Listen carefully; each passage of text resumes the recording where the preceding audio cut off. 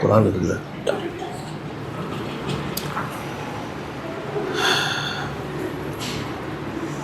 अस्सलामु अलैकुम वरहमतुल्लाहि तआला वबरकातुहू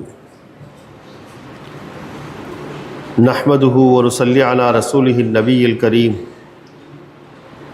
वस्सलातु वस्सलामु अला सय्यिदिल अंबिया'i वल मुरसलीन व अला आलिहि व सहबिहि अजमईन व मन तबिअहुम बि इहसान इला यौमिद्दीन।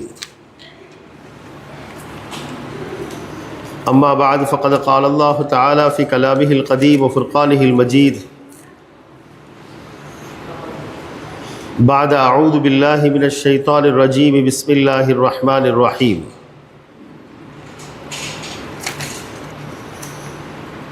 इज़ अवल फ़ित्यतु इलल कहफ़ि फ़क़ालू रब्बना आतिना मिन लदुनका रहमा व हय्यि लना मिन अम्रिना रशदा फ़ज़रबना अला आज़ानिहिम फ़िल कहफ़ि सिनीना अददा सुम्म बअसनाहुम लिनअलम अय्युल हिज़्बैनि अहसा लिमा लबिथू अमदा। सदक़ल्लाहु मौलाना अज़ीम। जज़ाकुमुल्लाह।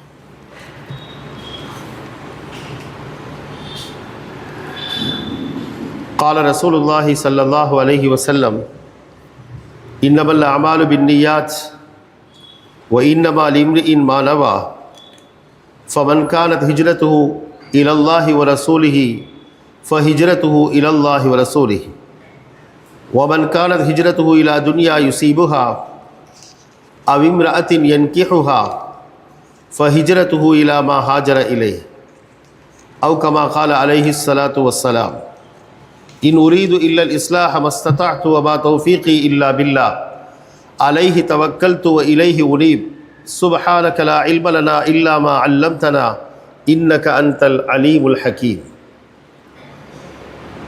கண்ணியத்திற்கும் பெருமதிப்பிற்கும் உரிய எனது அருமை இஸ்லாமிய பெரியார்களே, மாண்புசார் உலமாக்களே, அருமை தாய்மார்களே, சகோதரிகளே, அல்லாஹ் தஆலா புனிதமிக்க ஒரு சபையில், பெயரிலேயே புனிதத்தை தாங்கி இருக்கக்கூடிய ஒரு சபையில், எல்லாவற்றுக்கும் மேலாக அஹாதீத்து ரசூல் அலைஹிஸ்ஸலாத்து வஸ்ஸலாம், இறை தூதர் ஸல்லல்லாஹு அலைஹி வஸல்லம் அவர்களுடைய பொன்மொழிகளை பற்றி வாசித்து அதை விவரிக்கக்கூடிய, கேட்கக்கூடிய உன்னதமான ஒரு சபையில் அல்லாஹ் நம்மை ஒன்று கூட்டியிருக்கிறார். நபி ஸல்லல்லாஹு அலைஹி வஸல்லம் அவர்களுடைய மிக முக்கியமான ஒரு ஹதீஸ் சம்பந்தமாக வந்திருக்கக்கூடிய ஹதீஸ். அதில் நபி அலைஹிஸ்ஸலாத்து வஸ்ஸலாம் அவர்கள் குறிப்பிடுவார்கள், நல்லர் அல்லாஹு இம்ரஅன் சமிஅ மகாலதி வ வஆஹா வ அத்தாஹா கமா சமிஅ. நல்லர் அல்லாஹு இம்ரஅன், அல்லாஹ் அந்த மனிதரை சீரும் சிறப்பமாக ஆக்கி வைப்பானாக, செழிப்பாக்கி வைப்பானாக. எப்படிப்பட்ட மனிதர்? சமிஅ மகாலதி, என்னுடைய பேச்சை கேட்டார், நான் சொல்லக்கூடிய செய்திகளை ஹதீஸில் கேட்டார், செவிமடுத்தார். வ வஆஹா, அதை தனது உள்ளத்தில் பதிய வைத்தார். வ அத்தாஹா கமா சமிஅ, அவர் கேட்ட விதத்திலேயே அதை மக்களுக்கு எத்தி வைத்தார். அப்படிப்பட்ட மனிதருக்கு அல்லாஹ் செழிப்பை ஏற்படுத்தி கொடுப்பானாக என்று இல்முல் ஹதீஸில் ஈடுபடக்கூடியவர்களுக்கு, ஹதீஸுடைய கலையில் ஈடுபடக்கூடியவர்களுக்கு நபி அலைஹிஸ்ஸலாத்து வஸ்ஸலாம் அவர்கள் ஒரு சிறப்பான வாழ்த்தை சொல்லி இருக்கிறார்கள். எனவே தான் நாம் இன்றைக்கும் பார்க்கிறோம், யாரெல்லாம் காலம் முழுக்க தம்முடைய முழு வாழ்நாளையும் ஹதீஸிலே கழிக்கிறார்களோ அவர்களுடைய முகம் மட்டுமல்ல, அவருடைய உடல் மட்டுமல்ல, அவர்களுடைய சகல அம்சங்களும் பிரகாசிக்கக்கூடியதாக, இம்மை மறுமையுடைய வாழ்க்கையை பிரகாசிக்கக்கூடியதாக பார்க்கிறோம். அப்படிப்பட்ட ஹதீஸுடைய ஒரு சபையில், ஹதீஸை பற்றி பேசப்படக்கூடிய ஒரு சபையில் நம்மை அல்லாஹ் ஒன்று கூட்டி இருப்பது அல்லாஹ் நமக்கு செய்திருக்கக்கூடிய மிக முக்கியமான, மிக உன்னதமான ஒரு பாக்கியமாக இருக்கிறது. உயிர் உள்ளவரை இது போன்ற நிகழ்வுகளிலே, இது போன்ற சபைகளிலே ஹதீஸை கேட்கவும் அதை பார்க்கவும் அதை படிக்கவும் அதை பிறருக்கு எத்தி வைக்கவுமான அப்படிப்பட்ட நற்பாக்கியத்தை அல்லாஹ் நம் யாவருக்கும் தந்து கொண்டே இருப்பானாக. கண்ணியத்திற்குரியவர்களே, முன்னால் பேசிய ஆலிம் அவர்கள் சொன்னதைப் போல இன்றைய தினம் வாசிக்கப்பட்ட ஹதீஸுகள் முழுக்க முழுக்க தஃப்சீருடைய சம்பந்தப்பட்ட ஹதீஸுகள்.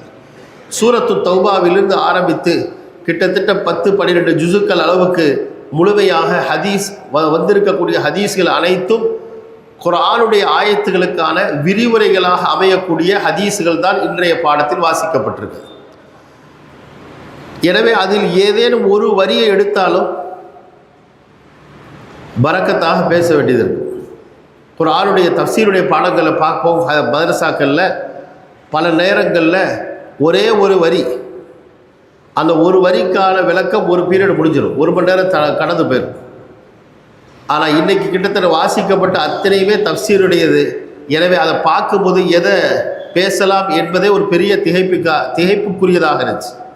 எனவே நான் யோசித்தேன், அல்லாஹுடைய கிருபை நான் வாசிக்கிறது வெள்ளிக்கிழமை, எனவே வெள்ளிக்கிழமைக்கு தோதுவாகவே அந்த தஃப்சீரில் ஏதேனும் விஷயங்கள் அமையுமாக இருந்தால் அதே பேசுகிறோம் என்பதாக. அல்லாஹுடைய பெரிய கிருபை சூரத்துல் கஹஃப் அமைஞ்சது. சூரத்துல் கஹஃபுடைய சிறப்புகள் அதை பார்க்கும் பொழுது ஏராளமான சிறப்புகள் வந்திருக்கிறது. இங்கேயும் இமாம் புகாரி ரஹிமஹுல்லா அவர்கள் அந்த சூரத்துல் கஹஃபுடைய தஃப்சீரில் பல விஷயங்களை குறிப்பிட்டிருக்கிறார்கள். இது அல்லாமல் மற்ற கிதாபுகளில் பார்க்கும்போது திருமதியில், அபூதாவுதில், நசாயியில், முஸ்னத் அஹ்மதில் என்று பார்க்கும்போது எல்லா கிதாபுகளையும் பொதுவான சில அம்சங்கள் அந்த சூரத்துல் கஹஃபுடைய ஒற்றை ஆயத்திற்கு, ஆரம்பமான ஆயத், கடைசியான ஆயத், இரண்டாவது ஆரம்ப 10 வசனம், கடைசி 10 வசனம், அது அல்லாமல் மூன்றாவதாக பார்க்கும்போது முழு சூரா, நாலாவதாக பார்க்கும்போது வெள்ளிக்கிழமை அந்த சூறாவை ஓதுதல் என்று ஒவ்வொன்றுக்கும் ஏராளமான சிறப்புகளை நபி அலைஹிஸ்ஸலாத்து வஸ்ஸலாம் அவர்கள் குறிப்பிட்டிருக்கிறார்கள். முதலாவது ஒரு வசனத்தை, சூரத்துல் கஹஃபுடைய ஆரம்ப வசனத்தை யார் ஓதுவாரோ, வேறு சில ரிவாயத்துக்களை கடைசி வசனத்தை யார் ஓதுவாரோ, இன்னும் சில அறிவிப்புகளில் முதல் 10 வசனங்களை யார் மனப்பாடம் செய்வாரோ, வேறு சில அறிவிப்புகளில் யார் கடைசி 10 வசனங்களை மனப்பாடம் செய்வாரோ, இவர்களுக்கெல்லாம் சிறப்பு உஸிம மின் ஃபித்னத்தி தஜ்ஜால். யார் முதலாவது 10 ஆயத்துக்களை அல்லது கடைசி 10 ஆயத்துக்களை மனப்பாடம் செய்திருக்கிறாரோ அவர் உஸிம மின் ஃபித்னத்தி தஜ்ஜால், தஜ்ஜாலுடைய குழப்பத்தை விட்டும் பாதுகாக்கப்படுவார். யார் ஒரே ஒரு ஆயத்தை ஓதினாரோ, கடைசி ஆயத்தை ஓதினாரோ அவருக்கு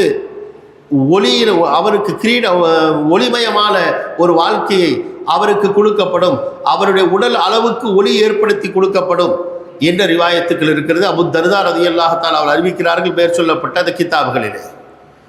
இது அல்லாமல் யார் சூரத்துல் கஹ்ஃபை முழுமையாக ஓதுவாரோ அவருக்கும் ஒளிமயமாக்கப்படும், அவருடைய உச்சியிலிருந்து உள்ளம் வரை அடிப்பாதம் வரைக்கும் அவருக்கு ஒளியை ஏற்படுத்தி கொடுக்கப்படும். யார் வெள்ளிக்கிழமை என்று சூரத்துல் கஹ்ஃபை முழுமையாக ஓதுகிறாரோ அவரை பொறுத்தவரை ஒன்றாவது அவருடைய அடுத்த ஜும்ஆ வரை வரக்கூடிய பாவங்கள் மன்னிக்கப்படும், அவருக்கும் ஒளி ஏற்படுத்தி கொடுக்கப்படும், அதே போன்று தஜ்ஜாலுடைய குழப்பத்தை விட்டும் பாதுகாக்கப்படுவார் என்று ஏராளமான சிறப்புகள் இந்த சூறாவிற்கு சொல்லப்பட்டிருக்கிறது.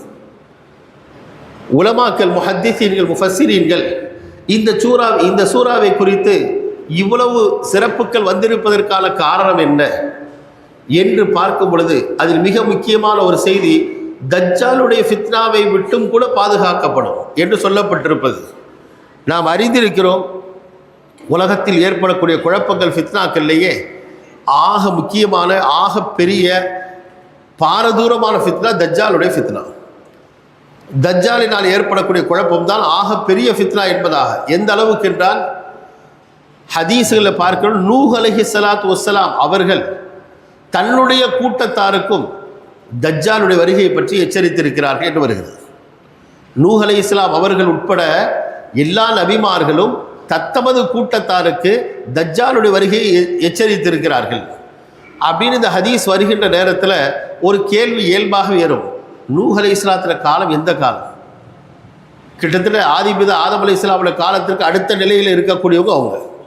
அதற்கு பிறகு படிப்படியாக எத்தனையோ நபிமார்கள் இறுதியாக நபி ஸல்லல்லாஹு அலைஹி வஸல்லம் காலம் இறுதி காலத்தில் தான் தஜ்ஜால் வரப்போகிறார். அப்படி இருக்கும்போது நூஹ் அலைஹிஸ்ஸலாத்து வஸ்ஸலாம் அவர்கள் ஏன் தன்னுடைய கூட்டத்தாருக்கு அதை எச்சரிக்கணும் என்ற கேள்விக்கு முஹத்திஸீன்கள் விடை சொல்வார்கள். தஜ்ஜாலுடைய கொடுமை அவ்வளோ பெரிய கொடுமை, யாருடைய ஹயாத் எவ்வளோ காலம் தெரியாது. நூஹ் அலைஹிஸ்ஸலாத்து உம்மத்தில் இருக்கிற ஒருத்தருக்கு அல்லாஹ் ஆயுள் நீடித்து இந்த கியாமத் வரைக்கும் உள்ள காலத்தை கொடுத்தால் அவரும் தஜ்ஜாலை விட்டு எச்சரிக்கையாக இருக்கணும் என்பதனால நூஹ் அலைஹிஸ்ஸலாம் அவர்களும் தன்னுடைய கூட்டத்தாருக்கு தஜ்ஜாலை பற்றி எச்சரித்திருக்கிறார்கள்.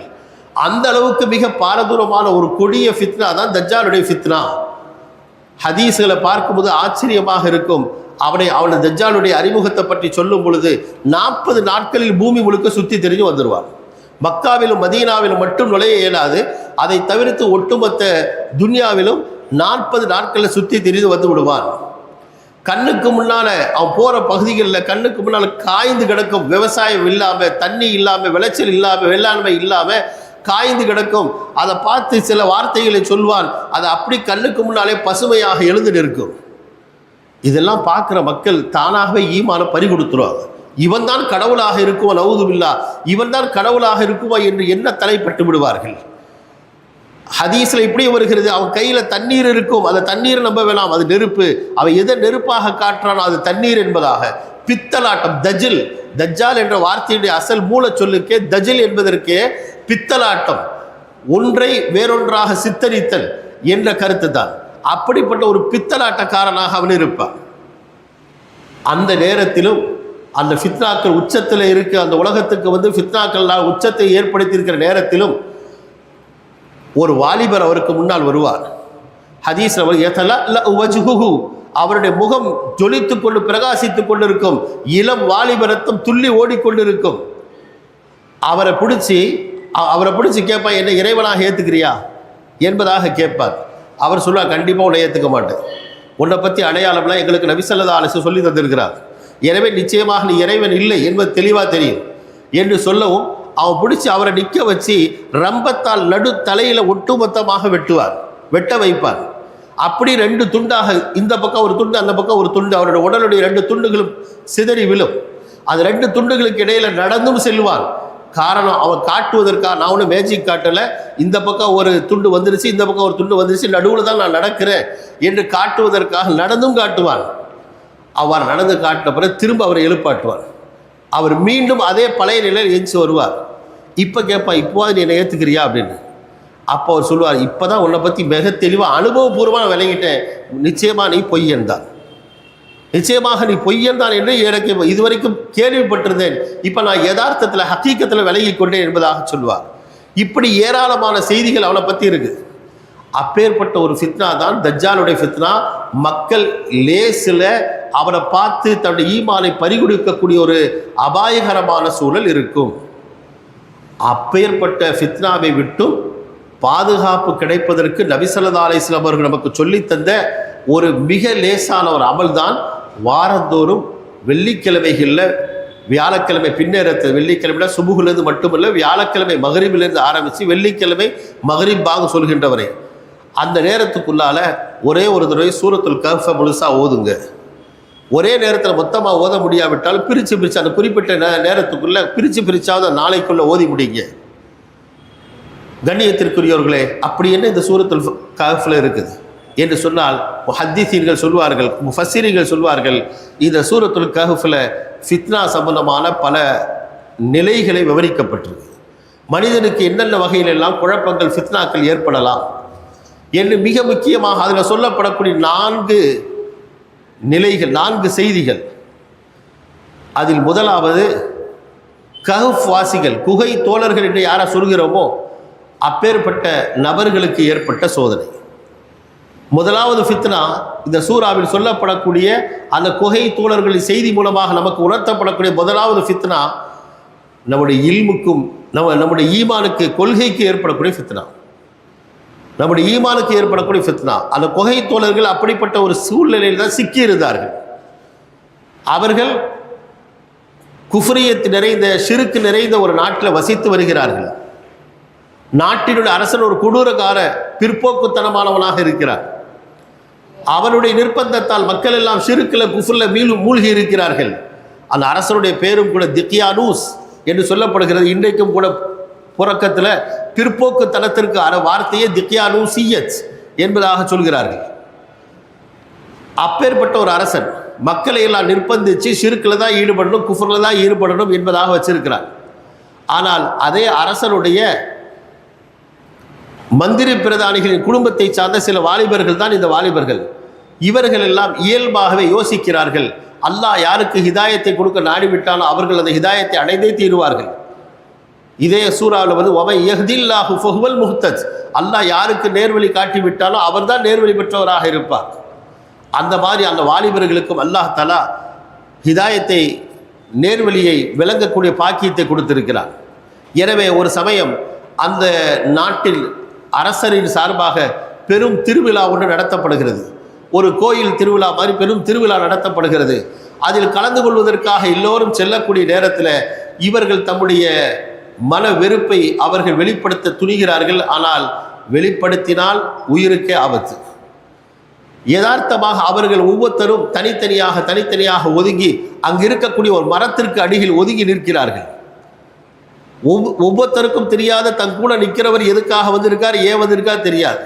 ஏன்னா அவர் நமக்கு நம்முடைய கொள்கையை அரசற்ற போட்டு கொடுத்துருவாரோ அப்படின்ற பயம், அச்சம் இருக்குது. யதார்த்தமாக ஒவ்வொருத்தராக தனித்தனியாக வந்து நிற்கிறாங்க. வெகு நேரமாக நின்று கொண்டு இருக்கும் போது இறுதியாக அவர்களுக்கு மத்தியில் உரையாடல் ஆரம்பிக்கிறது. நாம் எதுக்கு மற்றவங்களும் அந்த பக்கம் போகும்போது நாம் மட்டும் எதுக்கு இங்கே நிற்கிறோம், என்ன விஷயம் என்பதாக லேசு மாசா பேச்ச ஆரம்பிக்கும் போது தான் தெரியுது, அல்லாஹ் ஒத்த கருத்துடைய நபர்களை எல்லாம் அந்த இடத்தில் ஒன்று கூட்டியிருக்கிறார். அதன் பிறகு அவர்கள் தம்முடைய செய்தியை அவர்கள் வெளியில் கசிய விடுகிறார்கள். அரசன் வரைக்கும் போகுது நீண்ட செய்தி. அரசன் அழைத்து விசாரிக்கும் போது எல்லாருமே அவனுக்கு வேண்டப்பட்ட குடும்பத்தை சார்ந்த ஆக மேல் நிலையில் இருக்கக்கூடிய குடும்பத்தை சார்ந்த பிள்ளைகள். அதனால் அரசர் சொல்கிறார், உன்னை நான் கொல்லணும், ஆனால் அவசரமாக கொல்லலை, நீங்கள்லாம் சின்ன பிள்ளைகளாக இருக்கிறீங்க, கொஞ்சம் யோசிச்சு பாருங்க என்று யோசிப்பதற்கான ஒரு சந்தர்ப்பத்தை கொடுக்குறார். அவ்வாறு யோசிப்பதற்காக சந்தர்ப்பத்தை பெற்றுக்கொண்ட அந்த வாலிபர்கள் தான் பார்த்தாங்க, இதுக்கு பிறகு நம்ம இருந்தால் நிச்சயமாக நம்முடைய முடிவு வேற மாதிரி தான் இருக்கும். ஒன்று குஃப்ரு ஷிர்க்குக்கு ஆளாகணும், அல்லது உயிரே கொடுக்க வேண்டியது இருக்கும். இந்த நேரத்தில் அவர்கள் செய்த துஆ, இந்த நேரத்தில் அவங்க செய்த துஆ தான், ரப்பனா ஆத்தினா மின் லதுன்க ரஹ்மா வஹய்யி லனா மின் அம்ரினா ரஷதா, உனது புறத்தால் எங்களுக்கு ஒரு விசேஷமான ரஹ்மத்தை, அருட்பாக்கியத்தை தருவாயாக, வஹய்யி லனா மின் அம்ரினா ரஷதா, எங்களோட காரியத்தில் எங்களுக்கு நேரான ஒரு வழியை ஏற்படுத்தி தருவாயாக என்று அவர்கள் உளமுருக பிரார்த்திக்கிறார்கள். அல்லாஹ்விடத்திலே துஆ செய்கிறார்கள். அதன் அடிப்படையில் அல்லாஹ் தஆலா அவர்களை உள்ளத்திலே தோன்ற வைத்து அருகில் உள்ள ஊரில் போய் ஒரு குகையில் போய் அவர்களை தங்க வைக்கிறான். அந்த குகையிலேயே அல்லாஹ் தஆலா அவருடைய வாழ்நாளை ஒரு நீண்ட காலம், கிட்டத்தட்ட குர்ஆன் சொல்லுகின்ற அளவுக்கு 309 வருடங்கள், 309 வருடங்கள் அதிலே அவர்களை உறங்க வைக்கிறார். அந்த உறக்கத்தில் 309 வருஷம் உறங்கினா ஒரு மனுஷன் நிலைமை என்னவாகும்? அவனோட உடல் ரீதியான பசி, தாகம், உடலில் ஏற்படக்கூடிய படுக்கை புண்கள் என்று என்னவெல்லாம் இருக்குமோ அவை அனைத்துக்குமான மாற்று ஏற்பாடுகளை செய்து கொடுத்ததாக குர்ஆன் சொல்கிறது. குர்ஆன் அந்த நிகழ்வுகளை அதிசயிக்கத்தக்க ஒரு நிகழ்வு, அற்புதமான நிகழ்வு, ذَلِكَ مِنْ آيَاتِ اللَّهِ, இது அல்லாஹ்வுடைய அத்தாட்சிகளை சார்ந்தது என்று அல்லாஹ் தஆலா குறிப்பிடுகிறார். அதே சூறாவுடைய ஆரம்பத்தில் கஹ்ஃப்வாசிகளை பற்றி கேட்கும்போது சில கேள்வி கேட்டதுக்கு பதிலாகத்தான் இந்த சூறா, இந்த சம்பவத்தை அல்லாஹ் சொல்லுகிறான். அதில் அல்லாஹ் கேட்கிறான், கஹ்ஃப்வாசிகள் சம்பவம் ஆச்சரியமானதா? அல்லாஹ்வுடைய குதிரத்தில் அது ஒரு சின்ன விஷயம், அல்லாஹ்வுடைய குதிரத்தில் அது எத்தனையோ விஷயங்கள் நடந்திருக்கு, அதில் ஒரு விஷயம் என்று சொல்லுகிறான். ஆனால் அவை விவரிக்கும் போது ذَلِكَ مِنْ آيَاتِ اللَّهِ, இது அல்லாஹ்வுடைய அத்தாட்சிகளை சார்ந்தது என்பதாக குறிப்பிடுகிறார். அதில் அவர்கள் எப்படியெல்லாம் பாதுகாத்தால், அவர்களுக்கு சூரிய வெளிச்சம் படவும் வேணும், சூரிய வெளிச்சம் அதிகமாக பற்றக்கூடாது, அதனால் உடல் ரீதியான ஆபத்துக்கள் ஏற்படலாம். ஆயத்து ஆரம்பத்திலே சொல்கிறது, ஒத்தரஷம் செய்தா தலாத்தவர் அன்கஹீம், ஒத்தரஷம்ச, சூரியன் இந்த பக்கம் அந்த பக்கமாக நீங்கள் மாறி மாறி வரக்கூடியதை பார்ப்பீர்கள் என்று திசைகளில் அவர்களுக்கு சூரிய ஒளி பட வேண்டும் என்பதற்காக அதுக்குள்ள ஏற்பாடு. அதே நேரம் அவர்களுக்கு அதை விட்டு பாதுகாக்கப்பட வேண்டும் என்பதற்கான ஏற்பாட்டையும் அல்லாஹ் தஆலா அவர்களுக்கு செய்து கொடுத்தான். அதே மாதிரி அவர்கள் படுக்கையில் இருக்கும் பொழுது ஒரே புறமாக இருந்தால் படுக்கை புண்கள் அவர்களுக்கு ஏற்பட்டு விடலாம் என்பதனால் அல்லாஹ் தஆலா சொல்கிறான், ஒனு கல்லிபுகும் தாத்தல் யமீன் வதாத்த ஷிமால், ஒரு கல்லிபுகும் தாத்தல் யமீன் வதாத்த ஷிமால், வலது பக்கம் இடது பக்கமாக நாங்கள் புரட்டி கொண்டிருந்தோம். என்று 350 வருஷமாக தன்னை ஈமான் கொண்டு இருக்க வேண்டும், குஃப்ர்ல ஷிர்க்ல போய்விடக்கூடாது என்று கொள்கை போராட்டம் நடத்த வந்த அந்த இளம் வாலிபர்களை அல்லாஹ் எப்படியெல்லாம் பாதுகாத்தான் என்பதை இந்த சூறாவில் மிக அற்புதமாக சொல்லி காட்டுகிறான். ஈமான் உடையவர்களுக்கு, ஈமானிய சத்திய கொள்கை தேடுபவர்களுக்கு இதில் ஏராளமான படிப்பினைகள், ஒவ்வொரு வசனத்திலும், வசனத்துடைய ஒவ்வொரு வரிகளிலும், அந்த வரிகளுடைய ஒவ்வொரு துளிகளிலும் ஏராளமான பாடங்கள் இதில் அல்லாஹ் கொட்டி வைத்திருக்கிறார். கண்ணியத்திற்குரியவர்களே, இதன் மூலமெல்லாம் சொல்ல வரக்கூடிய செய்தி ஒன்றுதான், மனிதனுக்கு வாழ்க்கையில் ஏற்படக்கூடிய ஃபித்னாக்கள்ல மிக முக்கியமான முதன்மையான ஃபித்னா ஈமானுடைய ஃபித்னா. நாம் எந்த நேரத்திலும் தவற விட்டுவிடக்கூடாத, எந்த நேரத்திலும் அலட்சியமாக விட்டுவிடக்கூடாத ஒரு பெரும் பாக்கியம்தான் அல்லாஹ் நமக்கு தந்திருக்கிற ஈமான் என்ற பெரும் பாக்கியம். இன்றைய கால சூழல் நான் சொல்லி உங்களுக்கு தெரிய வேண்டிய அவசியம் இல்லை. நம்முடைய இந்த நாம் பிறந்து வளர்ந்த இந்த ஊர் ஒரு காலத்தில் எப்படி இருந்துச்சு, இந்த நாடு எப்படி இருந்துச்சு, இந்த நாட்டில் நமக்கு என்னென்ன உரிமைகள் இருந்துச்சு. ஆனால் இன்று அவைகள் கண்ணுக்கு முன்பதாக ஒவ்வொன்றா பறிக்கப்பட்டு வரக்கூடிய செய்திகள் எல்லாம் நமக்கு ஆச்சரியத்தை தரக்கூடியதாக இல்லை, சகஜமாகி கொண்டே இருக்குது. எல்லாம் பழகி போச்சு. ஒரு பள்ளியை இடிக்கிறதுக்கு கிட்டத்தட்ட 50-60 வருஷமாக அவர்கள் திட்டமிட்டாங்க, பல வேலைகளை செய்தாங்க. அதுக்காக அவங்களும் ஏராளமான நாசகார செயல்களை செஞ்சாங்க. நாமளும் பல விதமான எதிர்ப்புகளை பதிவு செய்தோம், பல்வேறு விதமான போராட்டங்கள் நடத்தினோம். அப்படின்னு பெரிய ஒரு போராட்டத்திற்கு பிறகு அது நம்ம கைவிட்டு போனாலும் அது லேசாக கைவிடப்படலை, பெரும் போராட்டத்திற்கு கைவிடப்பட்டது. ஆனால் இன்னைக்கு அன்றாட செய்தி இங்கே வந்தாங்களாம், புல்டோசர் எடுத்துகிட்டு வந்தாலும் இடிச்சாச்சு, இங்கே புல்டோசர் வந்து இடிச்சாச்சு. கிட்டத்தட்ட டெல்லியை சுற்றி இருக்கிற பல பகுதிகளெல்லாம் சர்வசாதாரணமாக போய்கொண்டு இருக்குது. கண்ணியத்திற்குரியவர்களை நான் மனசால வருத்தமாக இருக்குது, ஈமானை நாம் இழந்து கொண்டு இருக்கிறோமோ அப்படின்ற அச்சம், அதை பற்றி உணர்வு இல்லாமல் போயிட்டோமோன்ற அச்சம் இருக்குது. அது மட்டும் இல்லாமல் குறிப்பாக நான் சொல்ல விரும்புவது இன்றைய கால வாலிபர்கள். இந்த சூறாவில் சொல்லப்படக்கூடிய செய்தியும் அல்லாஹ் சொல்கிறான் யாரை பற்றி, இன்னஹும் ஃபித்யத்துன், ஆரம்பிக்கும் போதே சொல்கிறார் இன்னஹும் ஃபித்யத்துன் ஆமனூ பி ரப்பிஹிம், அல்லாஹை பற்றி தங்களுடைய இரட்சகனை கொண்டு ஈமான் கொண்ட சில வாலிபர்கள், ஓ ஜித்னாஹும் ஹுதா, அவர்களுக்கு நாமும் நேர்வழி அதிகப்படுத்தி கொடுத்தோம். இன்றைய வாலிபர்கள்ட்ட ஈமானை பற்றியோ இஸ்லாத்தை பற்றியோ மார்க்கத்தை பற்றியோ அந்த உணர்வு இருப்பதாகவே காண கிடைக்கல. வெகு பயமாக இருக்குது. எதிர்காலம் கண்ணுக்கு முன்னாலே என்னவாகுமோ, நம்முடைய இளம் தலைமுறை எந்த நிலையில போய் சேர்ப்பாங்களோ அப்படின்னு ஒரு அச்சம் இயல்பாகவே ஏற்படுகிறது. அதே நேரம் இன்னொரு பக்கம் இருக்குது. கண்ணியத்திற்குரியவர்களே, கட்டுப்படுத்த முடியாத அனைத்து விதமான சட்டதிட்டங்களையும் துச்சமென மதிக்கக்கூடிய, அனைத்து விதமான மனித மாண்புகளையும் மதிக்காத ஒரு ஆட்சி இருக்கிறது, ஒரு அரசாங்கம் இருக்கிறது என்பதனால தளர்ந்து விட வேண்டாம், பயந்து விட வேண்டாம். இது போன்ற ஃபிரௌன்கள், இது போன்ற காரூன்கள், இது போன்ற நம்ரூதுகள், இவர்கள்லாம் பார்த்து வந்த சமூகம். நம்மோடு அல்லாஹ் இருக்கிறான்.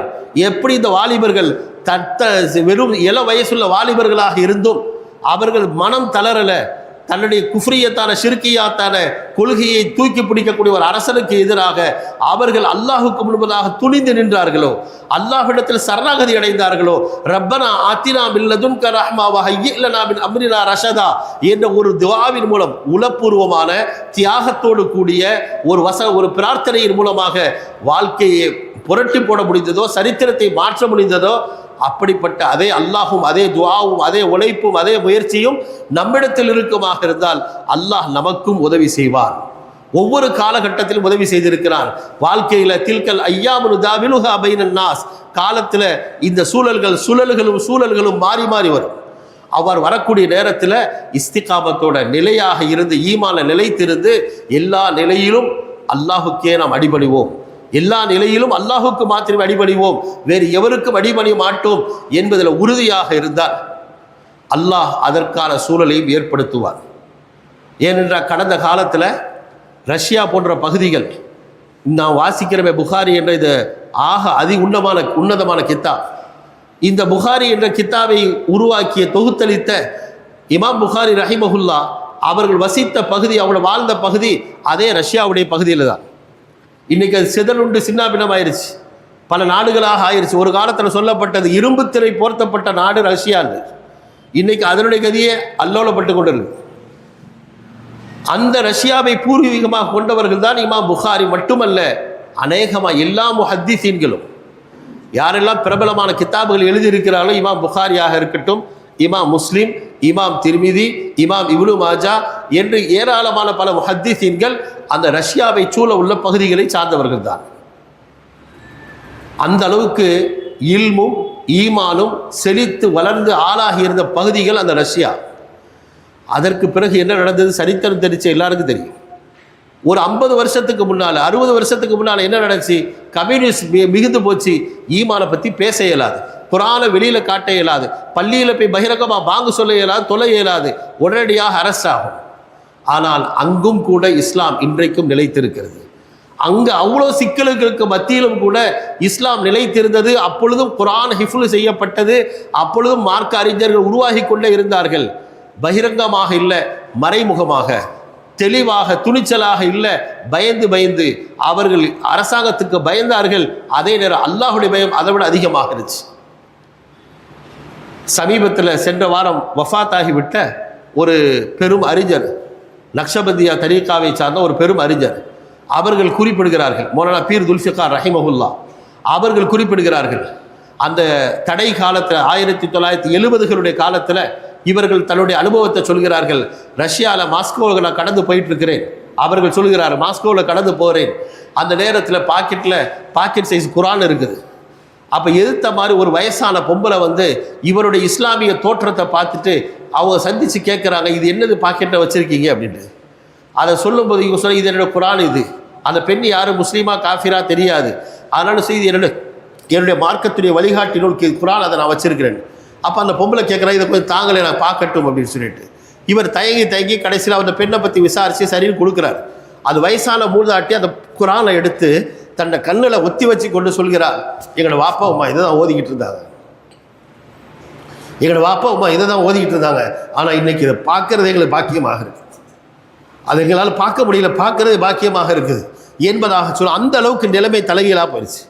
அதே பயணத்தில் மௌலானா அவர்கள் சொல்கிறார்கள், ஒரு பக்கத்தில் பள்ளி ஜும்மாவுடைய தொழுகணும், மற்ற வக்தெல்லாம் கூட நாங்கள் ஹோட்டலில் அங்கங்கே தகுதாச்சு, பள்ளியோட தேடி போய் அங்கே தொழுகலான்னு பார்த்தா அந்த பள்ளி மூடி இருக்குது. விசாரித்து சுத்தமுத்த விசாரித்து பார்த்தா அவங்க சொல்கிறார், சாவி இருக்குது, ஆனால் நாங்கள் வரமாட்டோம், நாங்கள் அங்கே வர இயலாது, நீங்களாக போய் எதையாவது செஞ்சு நீங்கள் போலீஸில் மாட்டிக்கொண்டால் அதுக்கு நாங்கள் எதுவும் செய்ய இயலாது என்பதாக சொல்ல, இவர் சொன்ன பிரச்சனையை நான் பார்த்துக்கிறேன் என்பதாக சொல்லி அந்த சாவியை வாங்குறான். இறுதியாக சாவியை கொடுக்கப்படுது. இவராக போய் பார்த்தா பள்ளியெல்லாம் தூசியாக இருக்குது, அத்தனையும் சுத்தம் பண்ணி இவர்கள் பாங்கு சொல்ல ஆரம்பிக்கிறார்கள். அந்த மக்கள் எல்லாம் வெளியிலேருந்து வேடிக்கை பார்க்குறாங்களே தெரியும், யாரும் உள்ளே வர தயாரில்லை. இத்தனைக்கும் அத்தனை பேர் முஸ்லீமான சமூகத்தை சார்ந்தவர்கள், இஸ்லாமிய சமூகத்தை சார்ந்தவர்கள். அதற்கு பிறகு இவர் தனியாக தொழுகிறாரு. தொழுது முடிச்ச பிறகு சாவியை கொடுக்க போகிற நேரம் அங்குள்ள 2 பிள்ளைகள் வந்து அழைச்சி, எங்கள் வீட்டுக்கு வந்து கொஞ்சம் ஏதாவது டீ காபி சாப்பிட்டு போங்க என்பதாக நம்ம சொல்கிற மாதிரி அவங்க ஏதோ கூப்பிட்டு அவங்களை உபசரிக்கிறாங்க. அப்போ உபசரிக்கிற நேரத்தில் கேட்குறா, நீங்களாம் முஸ்லீமாக இருக்கீங்களே, உங்களுக்கு குரான்லாம் தெரியுமா, அது தெரியுமா, இது தெரியுமா, நிறைய விஷயங்கள் பேசுகிற நேரத்தில் அந்த பிள்ளைங்க அங்கே இருக்கிறவங்க சொல்கிறாங்க, இந்த பிள்ளைகளை எங்களோட பிள்ளைலாம் ஆஃபீஸ் மாதிரி தான், இந்த பிள்ளைகள்லாம் ஆஃபீஸ் மாதிரி தான். இவருக்கு ஆச்சரியம். இவருக்கு ஒரு பக்கம் தொழுகை இல்லை, தொழுகிறதுக்காக பள்ளிக்கு வர்றாங்க இல்லை, அதே நேரம் ஆஃபீஸ் மாராக இருக்கிறாங்க. கையில் இருக்கிற அதே குரானை கொடுத்து எடுத்து சும்மா கொடுக்குறா, இதை ஓதுப்பா அப்படின்னு சொல்லி கொடுக்குறாரு. இவருக்கு நம்பிக்கை வரல, ஆஃபீஸாக இருப்பான்னு நம்பிக்கை வரல, பார்த்தாவது ஓதுறானா பார்ப்பன்னு சொல்லி கையில் குரானை கொடுத்தா அவனுக்கு வாசிக்க தெரியல, அந்த குரானை வாசிக்க தெரியல. இவர் சொல்கிறார், நீங்கள் ஆஃபீஸுங்கிறீங்க, ஆனால் பார்த்து கூட ஓத தெரியாமல் இருக்கிறானேன்னு. அப்போ அவங்க சொன்னாங்க, நாங்கள் குரானை வச்சு ஓதலை, குரானை வைக்க இயலாது, ஆனால் எங்களோட மூதாதையர்கள் ஹாஃபிஸ்மார்கள் இருக்கிறாங்க. இந்த பையனுடைய தகப்பனார் டெய்லர், அவர் அந்த டெய்லர் தொழில் செய்யும்போது பையனை தொழிலுக்கு கூப்பிட்டு போவார், அங்கே காஜா போட சொல்வார், அதோடு சேர்த்து இன்றைக்கி ஒரு 2 ஆயத்து, இன்றைக்கி ஒரு 2 ஆயத்து, இன்றைக்கி ஒரு 4 ஆயத்து, இப்படி சொல்லி கொடுத்து கண் பார்வையற்றவர்கள் குரானை ஹிஃப்ல் செய்கிற மாதிரி குரானை பார்க்காம இவங்க ஹிஃப்ல் செய்திருக்காங்க. எனவே இவர்களுக்கு பார்க்க தெரியாது, பார்த்து வாசிக்க தெரியாது, மனப்படமாக கேட்டால் தெரியும். சரி, அதே ஆயத்தை ஓத சொன்னார். யதார்த்தமாக சரியாக ஆயத்திருச்சு, யா அய்யுஹல்லதீன ஆமனு கூ அன்ஃபுஸகும் வ அஹ்லீகும் நாரா வகூதுஹன் நாஸ் வல் ஹிஜாரா. உங்களோட பிள்ளைகளை, உங்களை, நீங்கள் எல்லாரையும் பாதுகாத்துக் கொள்ளுங்கள், நரக நெருப்பை விட்டு பாதுகாத்துக் கொள்ளுங்கள் என்று குடும்பத்தை நரகத்தை விட்டும் தர்பியை செய்வதை பற்றிய மிக உன்னதமான வசனம் அல்லாஹ் இயல்பாக காட்டி கொடுத்திருக்கிறார். கண்ணியத்திற்குரியவர்களை, நான் சொல்ல வந்த விஷயம், எவ்வளோ பெரிய ஃபித்னாக்கள் இருந்தாலும், கொடுங்கோளர்களாகவே இருந்தாலும், இன்னும் செய்திகள் இருக்குது. அன்றைய நேரத்தில் எவ்வளவெல்லாம் செய்யப்பட்டது என்ற சரித்திரத்தை எடுத்து பாருங்கள். மக்களையும் உலமாக்களையும், இஸ்லாமியர்களையும் உலமாக்களையும் பிரிக்கப்பட்டது. உலமாக்கல் எந்த பகுதியில் இமாம் புகாரி போல, இமாம் முஸ்லிம் போல மிகச் சிறந்த உலமாக்கல், கியாமத்து வரையில் வரக்கூடிய மக்களை வழிநடத்தக்கூடிய ஹதீஸ்களை தொகுத்து கொடுத்த உலமாக்கல் வாழ்ந்தார்களோ அந்த பகுதியில் உலமாக்கல் நாய்கள் கட்டப்படக்கூடிய கொட்டடிகள் கட்டி வைக்கப்பட்டிருந்தார்கள். நாய்களைப் போலவே கட்டி வைக்கப்பட்டிருந்தார்கள். அவர்களுக்கு அவ்வாறே தான் உணவும் கொடுக்கப்பட்டுச்சு. தட்டில் வச்சு உள்ள தள்ளி விடுவாங்க. இந்த மாதிரி காலகட்டத்தையும் சமீபத்தில், ரொம்ப காலம் இல்லை, ஒரு 50-100 வருஷத்துக்குள்ள இந்த இஸ்லாம் கடந்து வந்திருக்கிறது. எனவே முதலாவது நாம் தயாராக வேண்டும். எல்லா நிலையிலும் அல்லாஹுடைய ஈமானை கைவிட மாட்டோம். அல்லாஹுடைய ஈமானை பற்றி பிடிப்போம். நபி ஸல்லல்லாஹு அலைஹி வஸல்லம் அவரை பற்றியுள்ள ஈமானை உறுதியாக பற்றி பிடிப்போம். அவர்களுடைய சுன்னத்துக்கள் ஒவ்வொன்றாக நாம் பின்பற்றி நடப்போம் என்பதில் நாம் முதல்ல உறுதியாக இருந்தால், நம்மிடத்தில் உறுதியும் தெளிவும் இருந்தால் எந்த கொம்பனாலும் அசைக்க இயலாது. கொள்கையை நாம பின்பற்றும் போது எவன் தடுக்க முடியும்? நஜீஸான கொள்கைகளை தூக்கி பிடித்தவர்களே பெரும் பெரும் காரியங்களை செய்வதாக வெளிப்படுத்தி கொண்டிருக்கும் போது, சத்திய கொள்கையும் சன்மார்க்கமும் நம்மிடத்தில் இருக்கும்போது யாராலும் எதுவும் செய்திட இயலாது. எனவே நாம் உறுதி எடுக்க வேண்டும். எல்லா நிலைகளும் சிரமம் வரும்போது இந்த சூறாவும் இது போன்ற குர்ஆனுடைய மற்ற ஆயத்துக்களும் நமக்கு காட்டித்தரக்கூடிய ஒரே ஒரு படிப்பினை, முதலாவது படிப்பினை, உடனடியாக அல்லாஹ்வின் பக்கம் திரும்பணும். ஃபலௌலா இஸ் ஜாஅஹும் பஅஸுனா, அவர்களுக்கு நம்முடைய தண்டனை வரும் பொழுது ததர்ரஉ, அவர்கள் கெஞ்சி பணிந்து மன்றாடி இருக்கக்கூடாதா? எங்கள்கிட்ட வந்து இருக்கக்கூடாதான்னு அல்லாஹ் கேட்கிறார். அதே மாதிரி இவர்களும் தனக்கு சோதனை ஏற்பட்ட நேரத்தில் அவங்க சொன்ன வார்த்தை ரப்பனா ஆத்தினா மின் லதுன்க ரஹ்மா, உன்னுடைய ரஹ்மத்தை தருவாயாக, விசேஷமான ரஹ்மத்தை தருவாயாக என்று முதலாவது அல்லாஹ்விடத்தில் திரும்பினார்கள். அல்லாஹ்விடத்தில் துஆ செய்தார்கள். தம்முடைய வாழ்க்கையும் அதற்கு தோதுவாக ஆக்கி கொண்டார்கள். வெறுமனே துஆ மட்டும் போதாது, வாழ்க்கையும் அல்லாஹ் காட்டி தந்த, நபி ஸல்லல்லாஹு அலைஹி வஸல்லம் காட்டி தந்த அதற்கு தோதுவாக சுன்னத்தான நடைமுறைகளை பின்பற்றி விட்டு அதற்கு பிறகு நம்ம கேட்கணும். வெறுமனே துஆ மட்டும் கேட்டுக்கொண்டே இருப்பதில் பிரயோசனம் இல்லை. மாறாக அமலும் இருக்கணும், துஆவும் இருக்கணும். இரண்டும் சேரும் பொழுது அல்லாஹ்வுடைய உதவி நிச்சயம் கிடைக்கும். அதுக்கு மிக தெளிவான உதாரணம் தான் இந்த கஹ்ஃப் வாசிகளுடைய சம்பவங்கள். எனவே கண்ணியத்திற்குரியவர்களே, இந்த சூரத்துல் கஹ்ஃப்ல சொல்லப்பட்ட செய்திகளை முதலாவது செய்தி அஸ்ஹாபுல் கஹ்ஃப், குகை தோழர்களுக்கு ஏற்பட்ட அந்த பாடத்தை வச்சு அல்லாஹ் நமக்கு படிப்பினை கூட்டுகிறான். ஈமானை பாதுகாத்துக் கொள்ளுங்கள்.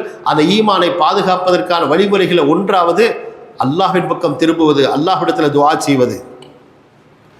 இன்னொன்று, ஈமானை பாதுகாப்பதற்கான சூழலை ஏற்படுத்துங்கள். ஈமானுடைய சூழலை ஏற்படுத்துங்கள். அதே சூறாவுடைய அதே சம்பவத்திலே இறுதியில் அல்லாஹ் ஒரு செய்தி சொல்வான், ஒஸ்பிர் நஃப்ஸக மஅல்லதீன யதுஊன ரப்பஹும் பில் கதாத்தி வல் அஷியி, காலையிலும் மாலையிலும் அல்லாஹ்வை மாத்திரமே நினைத்து அதிலே திளைத்திருக்கக்கூடிய மக்களோடு உங்களை ஆக்கிக் கொள்ளுங்கள். எல்லா நிலையிலும் அல்லாஹுடைய திக்ரில், அல்லாஹை பற்றிய சிந்தனைகளை, அல்லாஹுக்கு புறம்பான சிந்தனைகளை விட்டுவிட்டு அல்லாஹுக்காக வேண்டி மட்டுமே தன்னை ஆக்கி கொண்டிருக்கிற அந்த நல்லோர்களுடைய சகவாசத்தை, சுஹ்பத்துன் சாலிஹா, நல்ல சகவாசத்தை ஏற்படுத்தி கொள்ளுங்கள் என்று அல்லாஹ் தஆலா சொல்லுகிறார். முதலாவது துஆ. இரண்டாவது நல்லடியார்களுடைய சகவாசம். நல்லடியார்களுடைய சகவாசத்தின் மூலம், அவர்களோடு சேர்ந்திருப்பதன் மூலம் நம்முடைய ஈமான், நம்முடைய அஹ்லாக், நம்முடைய பழக்க வழக்கங்கள் எல்லாமே பாதுகாக்கப்படும். அதுக்கு மாற்றமாக இருந்தால் நஊது பில்லாஹ், மனிதனும் மிருகமாகிடுவான். நல்லோர்கள் தான் மிருகமும் மனிதனாகும், மனிதனை போல் ஆகும். இதே சம்பவத்தில் அதுக்கும் உதாரணம் இருக்குது. குகை தோழர்கள், அந்த குகை தோழர்களை பற்றி சொன்னான் அல்லாஹ் தஆலா. அவர்கள் 7 பேரா, அதை விட அதிகமா இல்லையா என்ற சர்ச்சைகள் ஆயத்திலே பலவிதமான எண்ணிக்கைகள் அல்லாஹ் தஆலாவால் சொல்லப்பட்டிருந்தாலும் அதோடு சேர்த்து அல்லாஹ் தஆலா 8வதாக அவர்களுடைய நாயும் இருந்துச்சு. சாமினுகும் கல்புகும், அந்த நாயும் அல்லாஹ் சேர்த்தே சொல்கிறான். நல்லோர்களோட ஒட்டி கொண்டிருந்ததுனால அதையும் அல்லாஹ் தன் நாயை பற்றி சேர்த்து சொல்கிறான். ஓ கல்புகும் வாசித்தும் அந்த நாய் எப்படி இருந்துச்சு அதையும் அல்லாஹ் தஆலா குறிப்பிடுகிறான். இஸ்லாமிய இலக்கியத்தில் ஒரு பெரும் அறிஞர் இருக்கிற பாரசீக மொழியை சார்ந்த ஷேக் சாதி ரஹிமஹுல்லா அப்படின்னு ஒரு பெரும் அறிஞர் இருக்கிறார். ஏராளமான தத்துவ கவிகள் அவங்க படிச்சிருக்கிறாங்க பாரசீக பாஷையில். அவர்களுடைய கித்தாபுகள் மதரசால பாடத்திலும் இருக்குது, குலிஸ்தான் போஸ்தான் என்ற பேரில். அதில் அவர்கள் கவி படிக்கிறாங்க. சகே அஸ்ஹாபே கஃப் ரோசே சந்த் பயே நேகா கிரஃப்ட் மருதும் ஷுத், குகை தோழர்களுடைய நாய் நல்லோர்களை அண்டி இருந்தது, நல்லோர்களோட சேர்ந்து இருந்தது. சில நாட்கள் அவங்களோட சேர்ந்து இருந்துச்சு. மருதும் ஷுத், அதுவும் மனுஷனை போல மாறிடுச்சு. அல்லாஹ் குர்ஆன்ல அதை பற்றி சொல்லக்கூடிய அளவுக்கு அதில் அந்தஸ்து வந்துடுச்சு. இதுக்கு நேர் மாற்றமா பிசரே நூஹ் பாபதா பினிஷிஸ் காந்தான நுபுவத்தஷ் கும்ஷு, நூஹ் அலைஹிஸ்ஸலாத்துடைய மகன், நபியினுடைய மகன். ஆனால் அவன் வழிகட்ட தவறி போன மனிதர்களோடு இருந்தான், தவறான மனிதர்களோட தோழமையில் இருந்தான். அந்த நபித்துவ பரம்பரையை அவன் இழந்துட்டான். அல்லாஹ் என்ன சொல்ற, இன்னஹு லைஸ மின் அஹ்லிக், அவங்களை சார்ந்தவர் இல்லை என்று அல்லாஹ் சொல்லக்கூடிய அளவுக்கு நூஹ் அலைஹிஸ்ஸலாம் அவனுக்காக கேட்ட துஆவுக்கும் அல்லாஹ் சற்று கடினமாக, நீங்கள் இவ்வாறு இப்படிப்பட்ட கேள்விகளை இப்படிப்பட்ட பிரார்த்தனைகளை செய்ய வேண்டாம் என்று எச்சரிக்கக்கூடிய தொனியில் அவர்களுக்கு பதிலளிக்கப்பட்டது. அதோட சொல்ல, இன்னஹு லைஸ மின் அஹ்லிக் ஃபலா தஸ்அல்னி மா லைஸ லக பிஹி இல்ம், எதை பற்றி உங்களுக்கு விளக்கம் இல்லையோ அதை பற்றி என்கிட்ட கேட்க வேணாம் என்று அல்லாஹ் எச்சரிக்கக்கூடிய அளவுக்கு பதில் வந்துச்சு. இதை வச்சு அவர் சொல்கிறார், பிஸ்ரே நூஹ் பாபதா பினிஷிஸ் காந்தான நுபுவத்தஷ் கும்ஷுத், நூஹ் அலைஹிஸ்ஸலாத்துடைய மகன் தவறானவர்களோட சேர்ந்திருந்தான், அவன் நபித்துவ பரம்பரையை இல்லாமல் போச்சு. அதே நேரம் இந்த நாய் நல்லோர்களோட சேர்ந்திருந்து அவர்களை பற்றி அதை பற்றி பேசப்படக்கூடிய அளவுக்கு குர்ஆன்ல பிரஸ்தாபிக்கப்படக்கூடிய அளவுக்கு அதன் அந்தஸ்து உயர்ந்து விட்டது. எனவே ரெண்டு விஷயங்கள் ஈமானை பாதுகாப்பதற்கு, ஒன்றாவது துஆ, இரண்டாவது நல்லோர்களுடைய தோழமை. இதற்கு அடுத்து இரண்டாவதான ஒரு செய்தி, ஒதுரிபு லஹும் மஸலர் ரஜுலைனி ஜஅல்னா லி அஹதிஹிமா ஜன்னத்தைனி மின் அனாப். முதலாவது சோதனை ஈமானுடைய சோதனை, இரண்டாவது சோதனை செல்வத்துடைய சோதனை. அல்லாஹ் தஆலா கொடுக்கிறது ஈமானும் சரி, செல்வமும் சரி, மற்றவைகள் சரி, எல்லா நிஅமத். ஆனால் ஒவ்வொரு நிஅமத்துக்கும் பதில் சொல்ல கடமைப்பட்டிருக்க. வல துஸ்அலுன யௌமஇதின் அனின் நஈம், ஒவ்வொரு நியாமத்துக்கும் பதில் சொல்லணும். இரண்டாவது, எல்லா நியாமத்துமே நமக்கு சாதகமாகத்தான் இருக்கணும்னு அவசியம் இல்லை, சில நேரம் அது சோதனையாக இருக்கலாம்.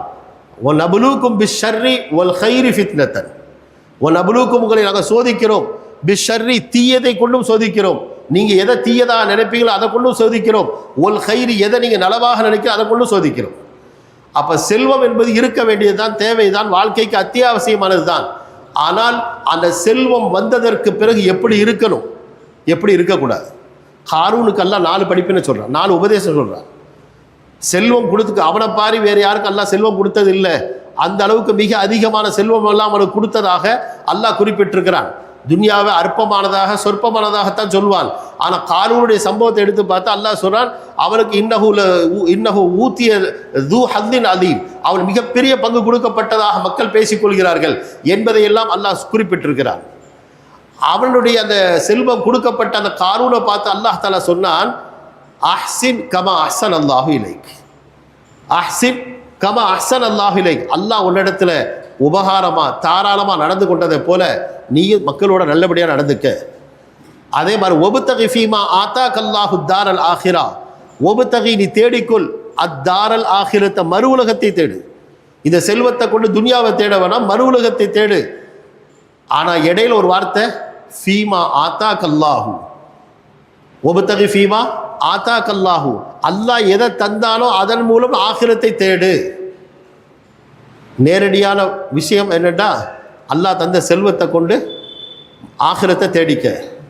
இடையில ஒரு வார்த்தை போட்டால் ஃபீமா ஆத்தாக் அல்லாஹ், இது இந்த இடத்துல மட்டும் இல்லை, எங்கெல்லாம் நியாமத்துக்கள் கொடுக்கப்படுகிறதோ அத்துணை இடத்திலும் ஃபீமா ரஸக்னாஹும் ஃபீமா ஆத்தாக் அல்லாஹு என்று என்னென்ன நியாமத்துகள் கிடைச்சது. குர்ஆனுடைய ஆரம்பத்திலே கூட ஒமிம்மா ரஸக்னாஹும் யுன்ஃபிகூன், அவர்கள் தாராளமாக செலவழிப்பார்கள், அந்த செல்வந்தர்கள் தாராளமாக செலவழிப்பார்கள் அப்படின்னு சொல்ல மாட்டான். நாங்கள் கொடுத்ததிலிருந்து செலவழிப்பார்கள் சொல்லி சொல்லி அல்லாஹ் உணர்த்துறான், உன்னை செலவழிக்கிற செலவு அது உன்னுடைய டேலண்ட் அல்ல, உன்னுடைய திறமை அல்ல, நான் போட்ட பிச்சை, நான் கொடுத்ததிலிருந்து செலவழிக்கிறாய். தந்த பொருளும் நான் போட்ட பிச்சை, அதை செலவழிப்பதற்காக உள்ளத்தில் போட்ட எண்ணமும் நான் போட்ட பிச்சை. நான் தந்ததை தான் நீ செலவழிக்கிறாய், உள்ளத்தில் அந்த எண்ணத்தை போட போய் தான் செலவழிக்கிறாய், உன்னுடைய கெட்டிக்காரத்தனம் அல்ல என்று அல்லாஹ் தலையில் சம்மட்டியால் அடித்த மாதிரி ஒவ்வொரு சமயத்திலும் சொல்வான். இல்மா இருந்தாலும் நான் போட்ட பிச்சை, செல்வமாக இருந்தாலும் நான் போட்ட பிச்சை, செல்வாக்காக இருந்தாலும் நான் போட்ட பிச்சை, அதைத்தான் நீங்கள் பயன்படுத்துறீங்க. நீங்களாக பெரிய டேலண்ட் ஆகிட்டீங்க நினைக்க வேண்டாம், எல்லாம் நான் தந்தது, நான் தந்தது, அதை உங்கள்கிட்ட நீங்கள் திரும்ப கொடுங்கன்னு சொல்கிறோம், அவ்வளோதான். அதைத்தான் அங்கேயே சொன்னான், ஒபுத்தகி ஃபீமா ஆத்தாக் அல்லாஹு தாரல் ஆஹிரா, ஒன்றாவது. இரண்டாவது, ஒலா தன்ச நசீபக மினத் துன்யா, மற்றவங்களுக்கு செலவழிக்கணும் தான், அதே நேரம் ஒன்றை மறந்துட வேணாம், நீயும் வாழ வேண்டியது இருக்குது, உன்னை மக்களும் வாழ வேண்டியது இருக்குது. சில பேர் ஊருக்கெல்லாம் செலவழிப்பாங்க, குடும்பத்துக்கு செலவழிக்க மாட்டாங்க. அதையும் அல்லாஹ் நினைவுற்றான். அந்த மாதிரி இருக்க வேணா, உன்னுடைய செலவையும் பார்த்துக்க. மூணாவது தான் ஆரம்பத்தில் சொல்ல அஹ்சின் கமா அஹ்சன் அல்லாஹு இலைக்.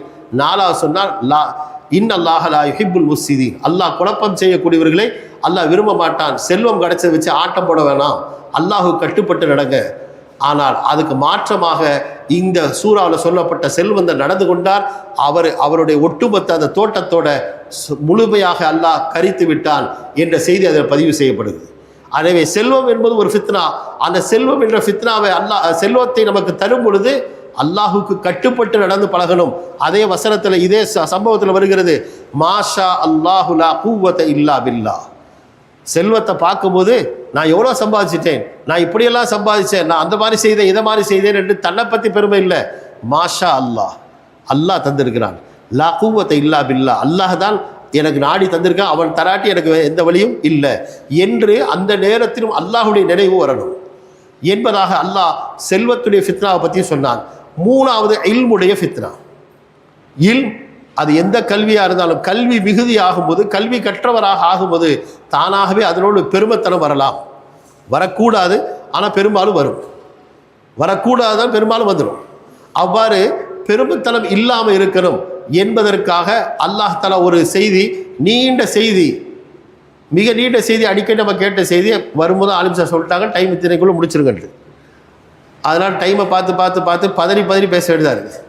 சரி, அதில் மூசா அலைஹிஸ்ஸலாம் அவர்கள், அது மாதிரி மூசா அலைஹிஸ்ஸலாம், ஹதிர் அலைஹிஸ்ஸலாம் ஆகிய இருவரின் மூலமாக நடந்த செய்தி எல்லாருக்கும் தெரியும். மூசா அலைஹிஸ்ஸலாத்தின் அந்தஸ்து என்னன்னு எல்லாருக்கும் தெரியும். ஹதிர் அலைஹிஸ்ஸலாத்தோட ஒப்பிட்டு பார்த்தா மூசா அலைஹிஸ்ஸலாம் அந்தஸ்து மிகப்பெரியது. உலுல் அஸ்மான நபிமார்களை ஒத்தர். அவர்கள் பேசிய பேச்சில் ஒரு சிறிய சருகுதல் சொல்லலாம். அது பெரிய ஒரு மார்க்கப்படியும் சரி, உலக நியதிப்படியும் சரி, பாவம் அல்ல, தவறல்ல. நல்ல ஒரு பிரமாண்டமான அற்புதமான ஒரு வசீகரமான பேச்சை பேசுனாங்க. அந்த பேச்சை கேட்ட அந்த பார்வையாளர்கள் ஒருத்தர் ஆச்சரியப்பட்டு, உங்களை விட மிகப்பெரிய அறிவாளி யாராவது இருக்கிறாங்களா அப்படின்னு கேட்டதுக்கு அவங்க இல்லைன்னு சொல்லிட்டாங்க. அவங்க என்ன செய்திருக்கணுமா, அல்லாஹு ஆலம் என்று சொல்லியிருக்கணும், இல்லைன்னு சொல்லிட்டாங்க. ஒரு வகையில் அது சரியும் தான். ஏன், நபி தான் ஆகச்சிறந்த அறிவாளி. அவர் இருக்கிற காலத்தில் அவர் தான் அறிவாளி. அவரை விட வேற ஒருத்தர் அறிவாளியே இருக்க மாட்டார். யதார்த்தம் அதுதான், யதார்த்தத்தை தான் சொன்னாங்க. ஆனால் ஹதீஸ்ல வருது, நபி அலைஹிஸ்ஸலாத்து வஸ்ஸலாம் சொல்கிறார்கள், லம் யகில்ஹு இலல்லாஹ். அந்த செய்தி அல்லாஹின் பக்கம் திருப்பல, தன் பக்கமாக சேர்த்துட்டாங்க. அதனால அவர்களுக்கு பாடம், நீங்க போய் பாடம் படிச்சுவாங்க. யார்கிட்ட பாடம் படிக்க சொன்னாலும் அவரோட ரேஞ்சுக்குள்ள ஒருத்தட்ட போய் சொன்னா ஏத்துக்கிறதுக்கு மனசு வரும். ஆனால் அல்லாஹ்வுடைய தர்பியத்தை வித்தியாசம். நாம் அதில் போய் எதுவும் சொல்ல இயலாது. படிப்பினைக்காக நம்முடைய ரேஞ்சில் ஒருத்தரை சொல்லி இன்னாட்ட போய் படிச்சுட்டு வாப்பான்னு சொன்னாலும் பரவாயில்லை. ஆனால் இவர்களுடைய அந்தஸ்து எங்கேயோ, அவர்களுடைய அந்தஸ்து எங்கேயோ, அவர்கள்ட்ட போய் அதுவும் கடல் மார்க்கமாக தரமார்க்கமாக பல கஷ்டங்களை பட்டு நீ இப்படிலாம் போங்க, அப்படி செய்க, இப்படி செய்கன்னு சொல்லி அவர்களை படிக்க அனுப்பி, அவர்கள் அட்மிஷன் போடுறதுக்கு பல கண்டிஷன் போட்டு அப்படிலாம் உங்களை படித்து கொடுக்கலாம், நீங்கள் என்னோட பொறுமையால் இருக்க மாட்டீங்க என்பதாக சொல்லி நான் கட்டுப்படுறேன், உங்களுக்கு நான் அப்படி இருப்பேன் இப்படி இருப்பேன் என்றெல்லாம் அட்மிஷனுக்காக நிறைய தன்னை பணித்து கொண்டு எல்லாம் இருந்து கற்று வரக்கூடிய ஒரு சூழலை ஏற்படுத்தி கொடுத்தார். கண்ணியத்திற்குரியவர்களே, மூசா அலைஹிஸ்ஸலாம் அவர்களுக்கு என்ன பணிவு இருந்துச்சோ அந்த பணிவு கல்வியின் மூலமாக ஒவ்வொருத்தருக்கும் வரணும். அவ்வளோதான் அதில் சுருக்கம். நாலாவதாக துல்கர்னைன், அவர் மூலம் ஃபித்னத்து சல்தனா, ஆட்சி அதிகாரம், அதனால் ஏற்படக்கூடிய சோதனை. சொல்வார்கள், பணங்காசினால் ஏற்படக்கூடிய பெருமை அழிச்சாட்டியம் அதை விட ஆட்சி அதிகாரத்தில் கண்ட சுவை இருக்குதானே, அது தனி சுவை. அதனால தான் பார்க்குறோம், அது சாதாரண ஒரு பள்ளிவாசலாக இருந்தாலும் சரி, யாரையும் குறிப்பிட்டு சொல்லலை, யாரும் இதில் பொறுப்பில் இருக்கான்னு எனக்கு தெரியாது, பொதுவாக சொல்கிறேன், சாதாரண ஒரு பள்ளிவாசல் பொறுப்பில் இருந்தாலும் சரி, நாட்டுடைய உச்ச பொறுப்பில் இருந்தாலும் சரி, அல்ல உலகத்தையே ஆட்டுவிக்கிற மாதிரி தானே நினச்சிக்கிட்டு பல காரியங்களை செஞ்சாலும் சரி, அந்த பதவியை மட்டும் விட்டு கொடுக்குறது மனசு வராது. எதை பணத்தை கூட விட்டு கொடுத்தோம், எதை விட்டு கொடுக்குறதில்ல, அந்த பதவி இல்லாமல் அவனுக்கு இருக்க இயலாத ஒரு சூழல் தானாகவே இயல்பாகவே ஆயிடுது. அப்பேற்பட்ட ஒரு பெரும் சோதனை தான் அதிகாரம் என்ற சோதனை. அல்லாஹ் பாதுகாக்கணும். யாருக்கு அந்த சோதனை வந்துச்சோ அவர் அல்லாஹின் பக்கம் திரும்பணும். அல்லாஹ்வையே உண்மையான அதிகாரியாக, அல்லாஹ்வே தன்னை விட மேலானவராக கருதி அது மக்களுக்கு சேவை செய்வதற்கான மிக அற்புதமான சந்தர்ப்பம் அதிகாரம் என்பது. அதை துஷ்பிரயோகம் செய்து தனக்கு அதிலிருந்து ஆதாயம் தேட முற்படுவதோ, தன்னை பெருமைப்படுத்திக் கொள்வதோ இருந்தால் உலக சரித்திரம் ஏராளமான நபர்களை கண்டிருக்கிறது. இன்ஷா அல்லாஹ் இனியும் காணவிருக்கிறது. அது எந்த மண்ணிலையும் இருக்கலாம், எந்த பகுதியிலும் இருக்கலாம். அல்லாஹ் தஆலா சரித்திரத்தை திரும்ப திரும்ப சொல்லிக்கிட்டே தான் இருக்கிறான்.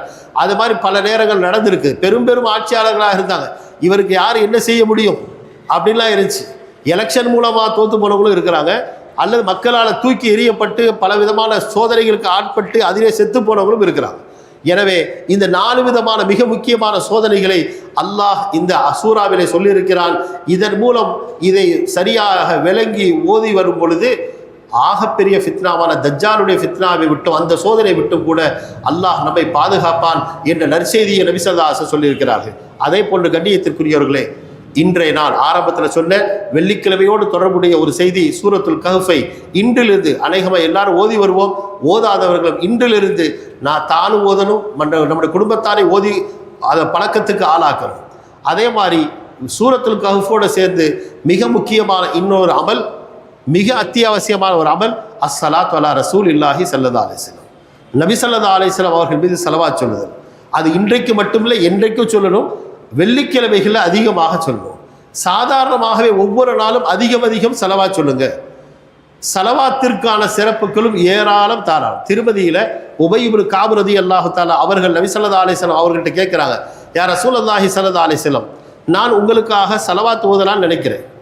என்னுடைய திக்ருடைய நேரத்தை நான் ஒரு நாளைக்கு எவ்வளோ நேரம் திக்ருக்குன்னு வச்சிருக்கிறேனோ அதில் உங்களோட ஸலவாத் ஓதலான்னு நினைக்கிறேன். நான் எவ்வளோ நேரம் ஓதுனா நல்லது, அந்த நேரத்தில் எவ்வளோ நேரம் உங்களுக்காக ஒதுக்கினா நல்லது என்பதாக கேட்ட பொழுது நபி ஸல்லல்லாஹு அலைஹி வஸல்லம் சொன்னாங்க, நீ எவ்வளோ நேரம் வேணாலும் ஒதுக்கணும். அப்போ இந்த சஹாபி ஆரம்பிக்கிறாங்க, என்னுடைய திக்ருக்காக ஒரு நேரத்தில் ஒரு காவாசி நேரம் ஓதலாமா ரூப அப்படின்னு கேட்ட நேரத்தில் அவங்க நபி ஸல்லல்லாஹு அலைஹி வஸல்லம் இவங்க ஒவ்வொரு நிலையாக சொல்லும்போது நபி ஸல்லல்லாஹு அலைஹி வஸல்லம் இன் ஜித்த ஃபஹுவ கைருல் லக, நீ இதை விட அதிகப்படுத்தினா அது உனக்கு நல்லது. இப்படி ஒவ்வொரு கீழ்நிலையிலேருந்து மேல் நிலைக்கு வந்துட்டாங்க. பாதி, மொத்த நேரத்தில் 3/2 பகுதி என்றெல்லாம் கேட்குறாங்க. ஒவ்வொரு சமயத்தில் நபி ஸல்லல்லாஹு பதில் சொல்கிறாங்க, பரவாயில்லை, இன் ஜித்த ஃபஹுவ கைருல் லக, இதை விட அதிகப்படுத்தினா அது உனக்கு நல்லது என்பதாக சொன்ன பொழுது அந்த சஹாபி உபய் இப்னு கஅப் ரலியல்லாஹு தஆலா சொல்கிறார்கள், அஜாலுல்லக்க சலாத்தி அஜாலு சலாத்தி குல்லஹா, அந்த நேரம் முழுக்க உங்களோட சலாத்திலே நான் ஆக்கி விடுகிறேன் என்ற கருத்துள்ள வாசகத்தை சொன்ன பொழுது நபி ஸல்லல்லாஹு அலைஹி வஸல்லம் அவருக்கு பதிலாக சொன்னார்கள், இதன் துக்ஃபா ஹம்முக வ யுகஃபரு லக தம்புக, இதன் துக்ஃபா ஹம்முக வ யுகஃபரு லக தம்புக. நபி அலைஹிஸ்ஸலாத்து வஸலாம் அவர்களுடைய ஸலவாத்துக்காக சொல்லப்பட்ட இந்த ஒரு பாக்கியம் மட்டுமே போதுமானது வாழ்நாள் முழுவதும் ஸலவாத்தில் கழிக்கிறதுக்கு. என்ன சொன்னார்கள், அவ்வாறு நேரம் முழுக்க ஸலவாத்தில் நீங்கள் கழிப்பீர்களாக இருந்தால் உங்களோட கவலைகள் எல்லாம் போக்கப்படும், உங்களோட பாவங்கள் எல்லாம் மன்னிக்கப்படும், உங்களோட கவலைகள் எல்லாம் போக்கப்படும், பாவங்கள் எல்லாம் மன்னிக்கப்படும் என்று சொன்னார்கள். முஹத்திஸீன்கள் எழுதுகிறார்கள், துன்யா ஆகிரா ரெண்டுக்குமான சொல்யூஷன், ரெண்டுக்குமான தீர்வு இதில் தான் இருக்குது. ஏன், மனுஷனுக்கு உலகத்தில் பிரச்சனை கவலை, ஆகிரத்தில் பிரச்சனை பாவம். உலகத்தில் பிரச்சனை கவலைக்கும் இதில் தான் தீர்வு, ஆகிரத்தில் பிரச்சனை பாவத்துக்கும் இதில் தான் தீர்வு என்று நபி ஸல்லல்லாஹு அலைஹி வஸல்லம் சொல்லிவிட்டார்கள். எனவே ஒட்டுமொத்த நேரத்தையும் ஸலவாத்திலே கழியுங்கள் என்பதாக வாழ்நாளில் எப்பொழுதும் அன்றாடம் பழக வேண்டும். குறைந்தபட்சம் ஒரு நாளைக்கு ஒரு 300 தடவையாவது, லேசான சிறிய ஸலவாத்துக்களாக இருந்தாலும் 300 தடவையாவது. 300 சொல்ல பார்த்து பயந்துட வேணாம், செஞ்சு பார்த்தா தெரியும். ஒரு 10 நிமிஷமோ 15 நிமிஷமோ ஆகலாம். ஸல்லல்லாஹு அலா முஹம்மத் ஸல்லல்லாஹு அலைஹி வஸல்லம் என்று சொன்னாலே அது ஒரு ஸலவாத்தாக ஆயிரும். ஒரு 10-15 நிமிஷம் சொன்னாலே போதும். காலையில் மாலையில் அப்படி பிரித்து சொன்னால் அதுவும் நேரம் பெருசாக மொத்தமாக என்ன செய்ய கழியாது. நம்முடைய இயல்பு என்ன ஆயிடுச்சுட்டா, ஸலவாத்தோ திலாவத்தோ திக்ரோ இதை சொல்லும்போது அது ஒரு சுமையை போல. ஆனால் வாட்ஸ்அப்பை திறந்தா அந்த நேரம் போகிறதே தெரியாது. வாரத்துக்கு ஒரு தடவை அதில் வரும்போது தெரியும், இந்த வாரம் ஒரு நாளைக்கு எத்தனை நிமிஷம் இல்லை, எத்தனை மணி நேரம் கழிச்சிருக்கார். உலகத்திலே ஆக கூடுதலாக ஸ்க்ரீன் டைமிங் அதிகம் எங்கே தான், இந்தியாவில் தானே.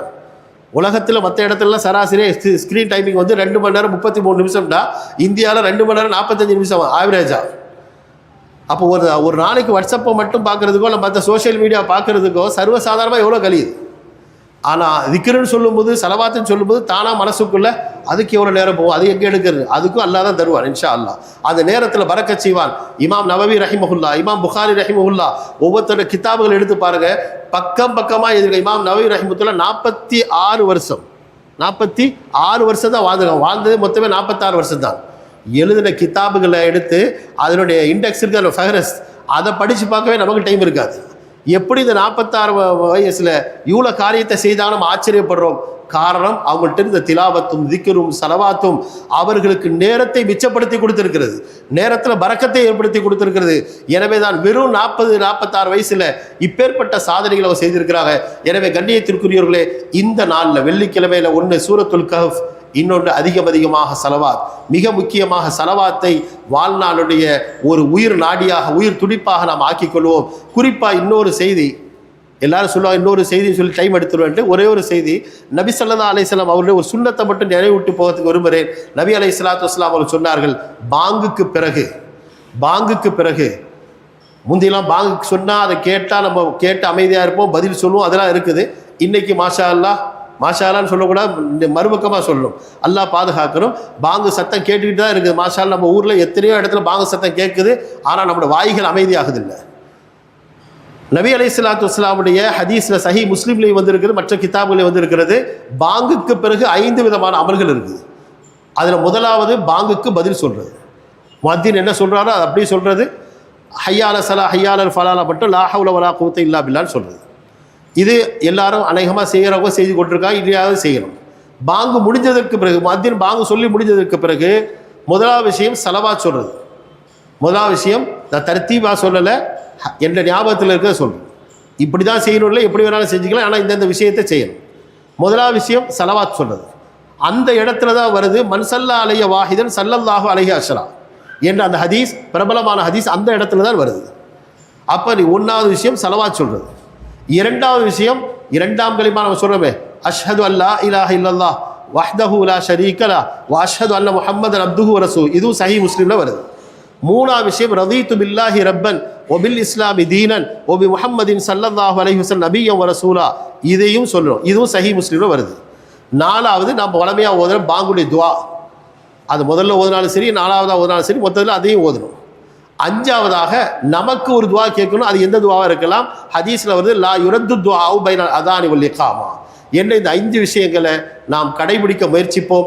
சூரத்துல் கஹ்ஃபை வாழ்நாள் முழுக்க ஒவ்வொரு வெள்ளிக்கிழமைகளில் மட்டுமாவது ஓதுவோம், சலவாத்தையும் தொடர்ந்து ஓதுவோம் என்று கேட்டவனாக, நினைவுபடுத்தியவனாக, அல்லாஹுக்கு பேசக்கூடிய வாய்ப்பை தந்த அல்லாஹுக்கும் இந்த புனித புகாரி ஷரீஃபுடைய நிர்வாகிகள் உலமாக்களுக்கும் நன்றி கூறியவனாக, கேட்ட உங்களுக்கும் நன்றி கூறியவனாக விடைபெறுகிறேன். வாஹிரு தாவானா அல்ஹம்துலில்லாஹி ரப்பில் ஆலமீன்.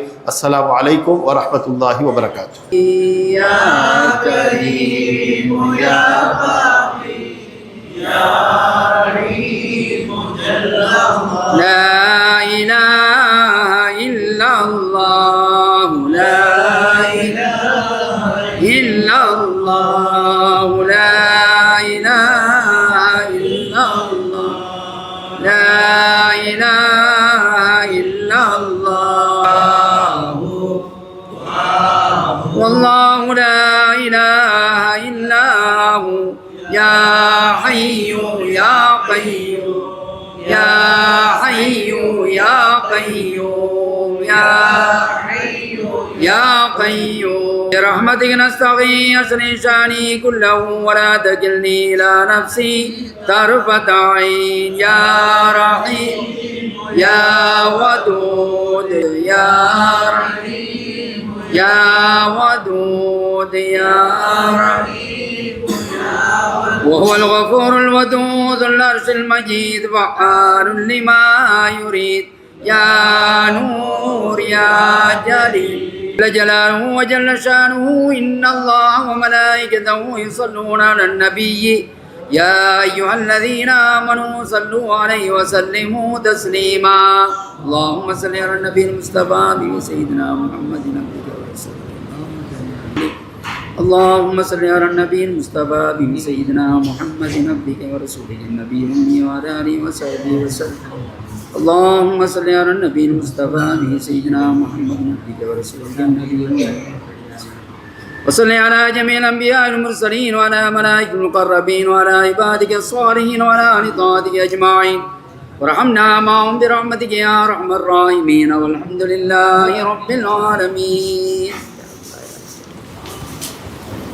يا حي يا قيوم أحيي القلوب هاديا أصلح لنا الله في الدين والدنيا يا ربي هيئ لنا من أمرنا رشدا واجعل مؤونتك الحسنى لنا مددا ولا تكلنا إلى تدبير أنفسنا والنفس تعجز بإصلاح ما فسد والشفاعة العاشمين لنا والقول ما لنا يا حكم الحكماء والشفاعة العاشمين لنا والقول ما لنا يا حكم الحكماء والزيارة الهاشمين لنا وكن بوكلنا يا حكم الحكماء بحق آدم ونوح والخليل وإسحاق ويعقوب موسى وهارون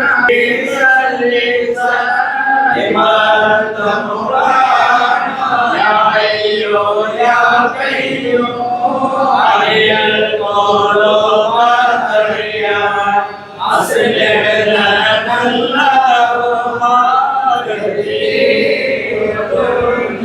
يا محيي الدين علي قلبنا في الدين كي نرى اليتيم مولانا هكذا اليقين صلى الله على محمد صلى الله عليه وسلم صلى الله على محمد صلى الله عليه وسلم صلى الله على محمد يا رب صل عليه. அஸ்ஸலாமு அலைக்கும் வரஹ்மத்துல்லாஹி வபரகாத்து. அல்ஹம்துலில்லாஹ் அஸ்ஸலாத்து வஸ்ஸலாமு அலா ரசூலில்லாஹ். அகிலம் சிறந்தோங்க அருள்மறை திருக்குர்ஆனை தந்தவனே, அகிலத்தின் அருட்கொடையாய் அண்ணல் நபியை தந்தவனே, யா அல்லாஹ் உன்னை போற்றி புகழ்கின்றோம். அல்ஹம்துலில்லாஹ் வ ஷுக்ருலில்லாஹ். அகம்புறம் அனைத்திலும் புனிதர், அருள்மறை குர்ஆனாய் வாழ்ந்து வழிகாட்டுகிற ஏந்தலரே, எம்பெருமானே, எம் உயிரினும் இனிய கண்மணியே, யா ரசூலல்லாஹ், உங்கள் மீது ஸலவாத்தும் சலாமும் உண்டாவதாக. ஸல்லல்லாஹு அலா முஹம்மதின் ஸல்லல்லாஹு அலைஹி வஸல்லம். தேனினும் இனிய திருமறையின் தெளிவான விளக்கமாய் திகழும் அல் ஜாமிஉ ஸஹீஹுல் புகாரி எனும் திவ்ய கிரந்தமதை தினமும் ஓதி உரை தந்து திளைக்கும் புனிதமிகு மாமன்றம் மஜ்லிஸுல் புகாரி ஷரீஃபின் 99ஆம் ஆண்டின் இன்றைய நாள் ஹிஜ்ரி 1447 ரஜபு பிறை 19 9/1/2026 வெள்ளிக்கிழமை. இன்று ஓதப்பட்ட நபிமணி மொழிகளுக்கு தென்காசி அல் ஃபுர்கான் அரபிக் கல்லூரியின் பேராசிரியர், நமதூரை சார்ந்த மௌலவி அல் ஹாஃபில் அஃதலுல் உலமா பிரபு எம்ஆர் மஹ்மூத் மஃபாஸ் ஆலிம் அல் அஸ்ஹரி அவர்களாலும், தேவிப்பட்டினம் ஹக்கானியா அரபிக் கல்லூரியின் முதல்வர், நமதூரை சார்ந்த கண்ணியத்திற்குரிய மௌலானா மௌலவி அல் ஹாஜ் அல் ஹாஃபில் எம் ஷேக் அலி நுசுக்கி ஆலிம் காசிமி காஷிஃபி அவர்களாலும் விளக்குவரை வழங்கப்பட்டு இறையோன் திருவருள் சூழ இனிதே நிறைவரும் நிலையில் இருக்கிறது இன்றைய மஜ்லிஸ். அல்ஹம்துலில்லாஹ். அல்லாஹ் இந்த மஜ்லிஸை கபூல் செய்வானாக.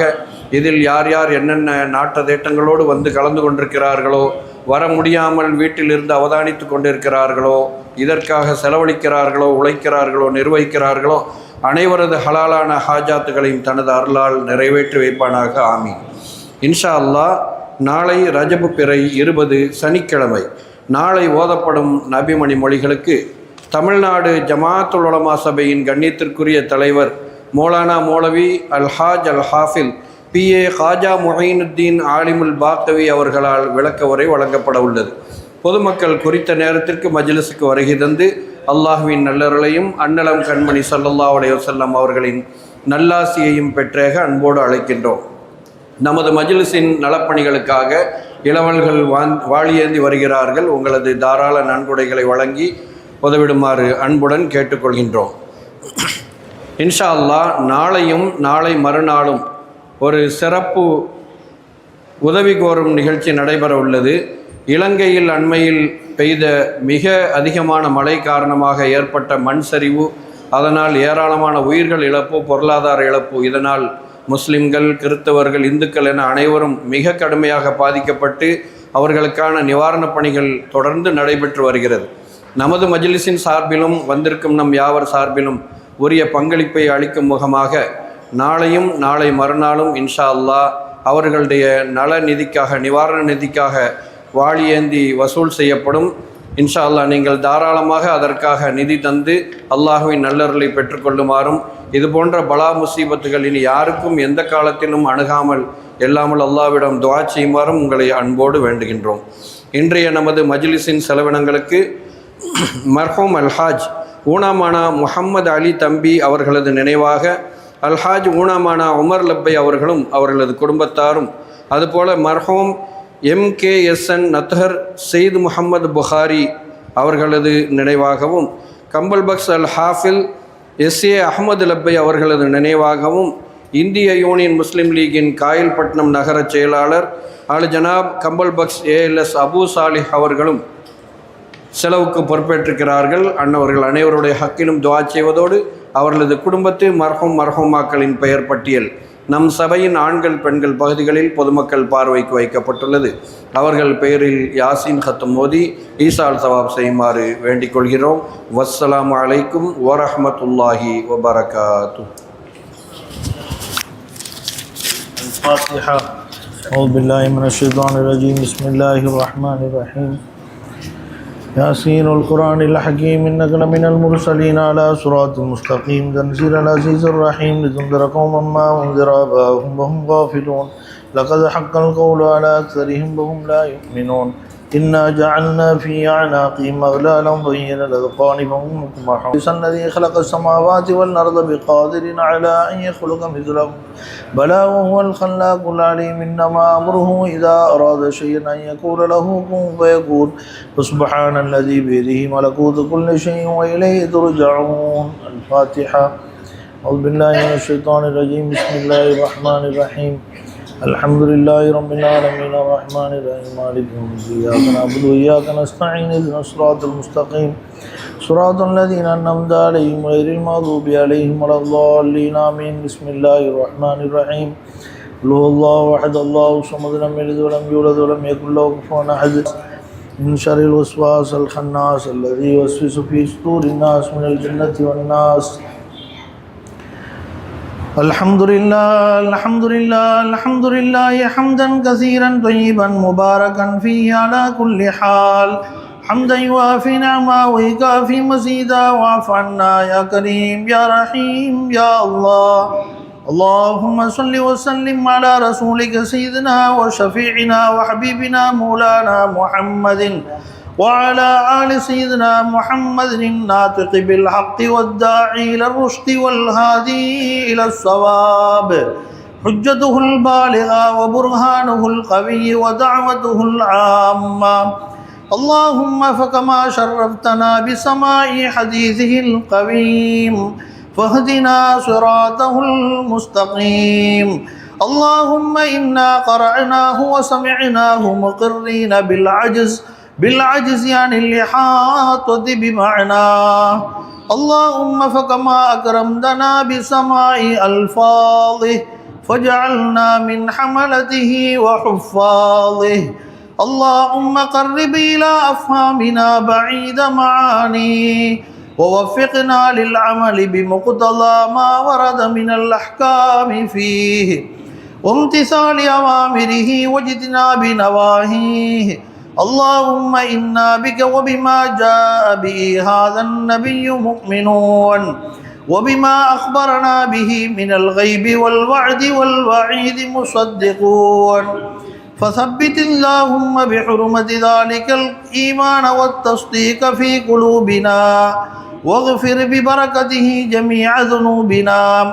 اللهم بلغ وأوصل ثواب ما قرأناه من كلامك العزيز. هذه هدية واصلة ورحمة نازلة وبركة شاملة وتحفة كاملة منك إلى روح سيدنا وسندنا مرشدنا مولانا وقرة أعيننا وثمرة فؤادنا مربينا محمد صلى الله عليه وسلم خاصة، وإلى أرواح سائر الأنبياء والأولياء والعلماء والفقهاء والصديقين والشهداء والصالحين، وإلى روح شيخنا وإمام مذهبنا محمد بن إدريس الشافعي رضي الله تعالى عنه، وإلى روح شيخنا أمير المؤمنين في الحديث محمد بن إسماعيل البخاري رضي الله تعالى عنه، وإلى روح شيخنا القطب الرباني والغوث الصمداني شيخنا الشيخ محي الدين عبد القادر الجيلاني قدس الله سره العزيز،